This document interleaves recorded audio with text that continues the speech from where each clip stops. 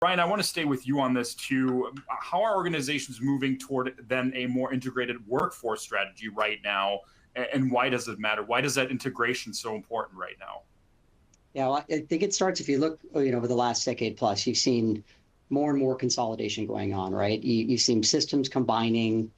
You see, maybe acute care hospitals moving into the post-acute settings because they want to extend their care delivery, to where the patients need it and generate new revenue opportunities. So I think for, quite a number of years, you saw this consolidation, but not necessarily fully maximizing the power of that. And now over the last few years, as everybody's really hyper focused on profitability and really getting the most out of these efforts, you're seeing more centralization. So, a lot of administrative leadership has been consolidated into centers of excellence. And I think that, there's more that can be done there. So really taking a more enterprise-wide approach towards your staffing models, not just at a building level or a unit level, but across your entire system.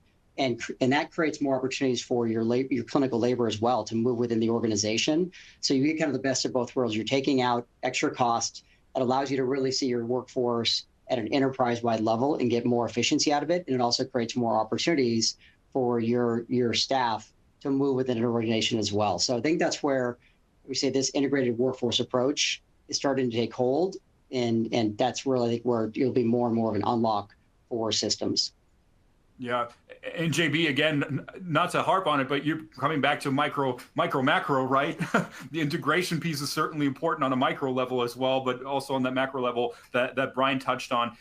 How are you seeing this in terms of a more integrated workforce strategy, and why is it so important? Why does it matter for organizations? Sure. I think from a TA perspective, what can be done to help contribute to this workforce strategy is really being able to dig in and provide insights regionally into compensation mix. And we talk about it, I think you do it, but the more ongoing that you can really survey the local market and make sure that we're aligned with the competitors.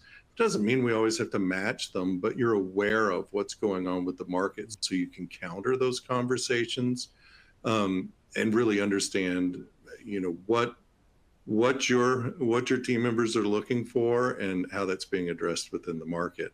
And we've already talked about it a lot. It's being able to ebb and flow with that contingent labor and that perm labor mix.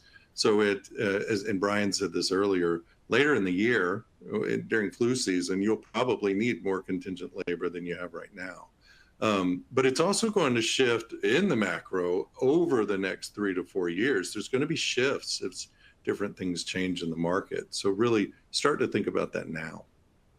Yeah, and Jim, you touched on that mix too earlier in the conversation on a different topic, how important those mixes are. How do you see this? Why is this so important from your perspective?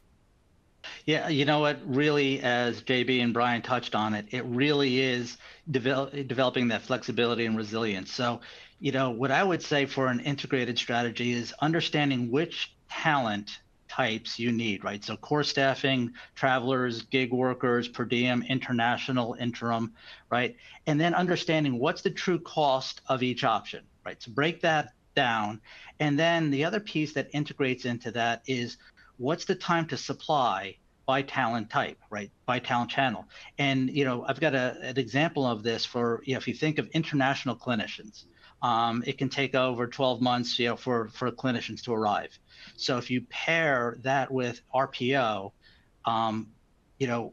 from an immediate or a near-term support, right, it creates an integrated solution for the client. So RPO fills more of the immediate near-term needs, right, while the international pipeline builds, because it does take some time, and also helps to buffer against any delays like retrogression, right? So we do see, and especially in today's political climate, we might see a little bit more impact on retrogression. So this does ensure that both short-term coverage and long-term kind of stability are adhered to for our client hospital systems. And quite frankly, we are supporting a couple of clients with that dual type of approach of being able to integrate with traveling organizations or travel nurses, and then what is that alignment, and that helps from a forecasting and a planning standpoint, making sure that clinicians are on the floor. Yeah, absolutely. Well, We- and I'll Go ahead. jump in here. Much too often, those are separate. The decisions for contingent labor and permanent labor are made in different parts of the building or different parts of HR, or maybe nursing owns one and HR owns the other. The best workforce strategies that I'm aware of, that decision is made together. There needs to be synergy there because there is an ebb and flow, and they are symbiotic. They're kind of two sides of the same coin.